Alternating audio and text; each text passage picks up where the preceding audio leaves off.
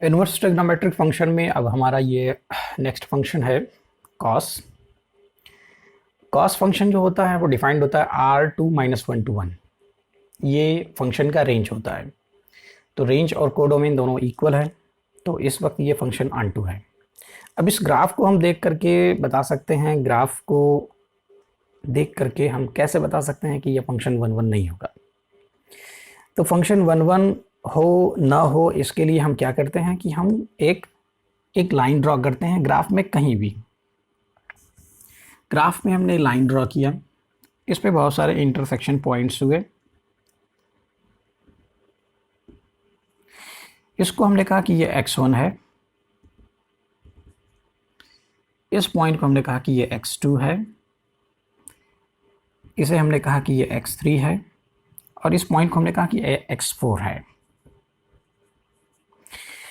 अब यहाँ पे जो x1 पे जो आउटपुट है वो ये है, इसको हमने कहा कि y, और x2 पे जो आउटपुट है वो भी y, और x3 पे आउटपुट वो भी y, और x4 पे आउटपुट वो भी y।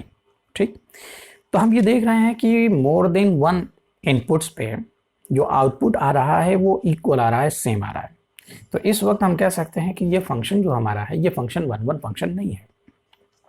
अगर हमने फंक्शन को R2-1 to 1 डिफाइन किया है तो फंक्शन इस वक्त हमारा ये 1-1 नहीं है। तो जब ये फंक्शन 1-1 नहीं है तो ये फंक्शन बाइजेक्टिव भी नहीं हो सकता। ये फंक्शन ऑन टू तो है लेकिन 1-1 नहीं है, तो ये फंक्शन बाइजेक्टिव नहीं हो सकता। जब ये फंक्शन बाइजेक्टिव नहीं है तो इस वक्त ये फंक्शन इन्वर्टिबल भी नहीं होगा, क्योंकि इन्वर्टिबल होने के लिए फंक्शन को बाइजेक्टिव होना ज़रूरी है। तो जैसा कि हमने पिछले वीडियो में देखा था कि हम इसे एक ऐसे ब्रांच में सेट करेंगे जहाँ पे ये पूरी की पूरी वैल्यू कवर हो जाए और उस वक्त वो 1-1 फंक्शन बन जाए।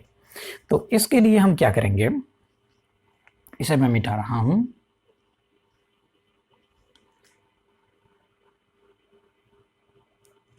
देखिए ये पूरी वैल्यू मैंने मिटा दिया, इधर का पूरा ग्राफ, और यहाँ से ये ग्राफ मैंने मिटा दिया। अब यहाँ पे हमने लिया पाई, 0 से पाई। ठीक, तो ऐसा ग्राफ और भी ब्रांच में बन सकता है। अगर हम पाई से 2 पाई के बीच में ग्राफ को रखते हैं तो भी ऐसा ग्राफ बनेगा। यानी ऐसा ग्राफ, इस ग्राफ का क्या मतलब, इस ग्राफ का मतलब ये हुआ कि अगर हम कोई भी लाइन ड्रॉ करते हैं तो वो सिर्फ एक पॉइंट पे इंटरसेक्ट करेगा। तो अगर एक पॉइंट पे इंटरसेक्ट करता है तो एक इनपुट पे एक आउटपुट हमको मिलेगा।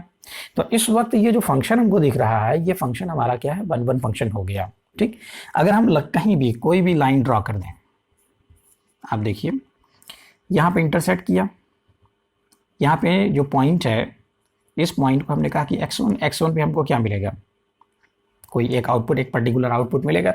अब ये आउटपुट किसी और पॉइंट पे नहीं मिलेगा, लेकिन इसके पहले हम देख रहे थे कि जो हमारा ये आउटपुट था वो मोर देन वन पॉइंट पे अवेलेबल था। ठीक, तो अब इस वक्त ये फंक्शन जो हमारा है ये फंक्शन इस ब्रांच के अंदर 1-1 है, और ये जो वैल्यू है 1 से लेकर के -1 से लेकर के 1 के बीच में ये ग्राफ होता है। तो -1 से 1 के बीच की सभी वैल्यू इस ग्राफ से हमको आ जाएगी, सिर्फ इतने ब्रांच से, इतने ग्राफ से। ठीक, और ये ग्राफ हमने कहाँ से कहाँ तक बाउंड किया, 0 से पाई तक बाउंड किया।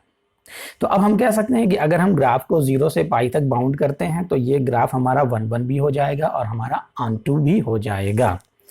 तो कॉस को अगर हमने बाउंड किया कि cos 0 to pi to -1 to 1, तो ये हमारा फंक्शन हो गया इज बाइजेक्टिव, और बाइजेक्टिव है तो इनवर्टिबल भी हो जाएगा। तो अब हमारा फंक्शन जो था वो 0 से पाई के बीच में जब ये बाउंड हो गया, ठीक है, इसके पहले हमने कहा था कि ऐसा ब्रांच जिसके अंदर 0 हो और मैक्सिमम पूरी की पूरी वैल्यू वो कवर करता हो, तो ऐसे ब्रांच को हम क्या कहेंगे, प्रिंसिपल ब्रांच। ठीक है, तो principal branch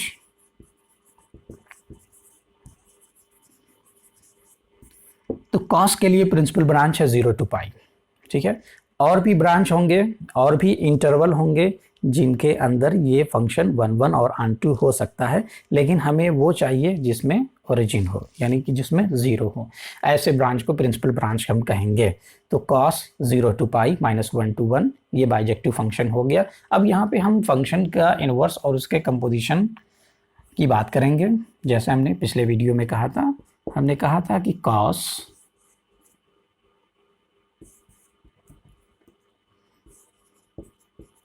inverse x function का उसके इनवर्स के साथ कंपोजिशन, ये हमको x मिलेगा। ठीक है, क्योंकि फंक्शन का इनवर्स के साथ कंपोजिशन जो होता है वो आइडेंटिटी फंक्शन होता है, तो cos of cos inverse x is equal to x लिखा जाएगा। अब ये जो x होगा ये कहाँ से आएगा? सबसे पहले हम ये देख लें कि इसका जो इनवर्स बनेगा वो क्या बनेगा। ये जो cos इनवर्स बनेगा, ये रेंज यहाँ पे और ये डोमेन यहाँ पे, तो ये बन जाएगा -1 to 1 to 0 to pi. Okay, तो अब ये जो x है ये cos इनवर्स का इनपुट है, तो x को होना चाहिए x belongs to -1 to 1। Second composition हम ऐसे देखते हैं, ये cos inverse cos theta is equal to theta. Inverse का फंक्शन के साथ कंपोजिशन आइडेंटिटी फंक्शन होता है, तो थीटा इनपुट है तो थीटा हमें वापस मिलेगा। अब ये थीटा cos का इनपुट है, इसका मतलब ये हुआ कि थीटा बिलोंग्स टू 0 to पाई। तो हमने देखा कि cos किस तरीके से इन्वर्टिबल हो सकता है। ठीक है, यानी उसका प्रिंसिपल ब्रांच क्या होगा। अब ये ब्रांच हमें याद रखना है, जितने भी फंक्शन होंगे हर फंक्शन का एक ब्रांच होगा, ब्रांच हमें याद रखना है ताकि हम आसानी से फंक्शन का इन्वर्स बना सकें। ठीक है, तो ये इस वक्त इन्वर्टिबल नहीं था, इस इंटरवल के अंदर फंक्शन को रखा गया, फंक्शन इन्वर्टिबल हो गया। फंक्शन का इन्वर्स ये बनेगा और फंक्शन का उसके इन्वर्स के साथ कंपोजिशन क्या होगा।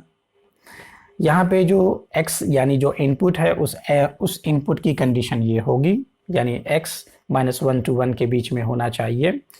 फंक्शन के इन्वर्स और फंक्शन का कंपोजिशन, ठीक है, ये भी आइडेंटिटी फंक्शन होगा, तो यहाँ पे जो इनपुट है इस इनपुट की कंडीशन ये होनी चाहिए। ठीक, अब ये इतनी सारी चीज़ें हमें याद रखना होगा ताकि हम जब भी एक्सरसाइज के क्वेश्चंस को हम सॉल्व करें तो इन प्रॉपर्टी को याद रखेंगे तो हमें क्वेश्चन सॉल्व करने में आसानी होगी। ठीक, तो अब हम आते हैं अपने नेक्स्ट फंक्शन पे। ठीक है,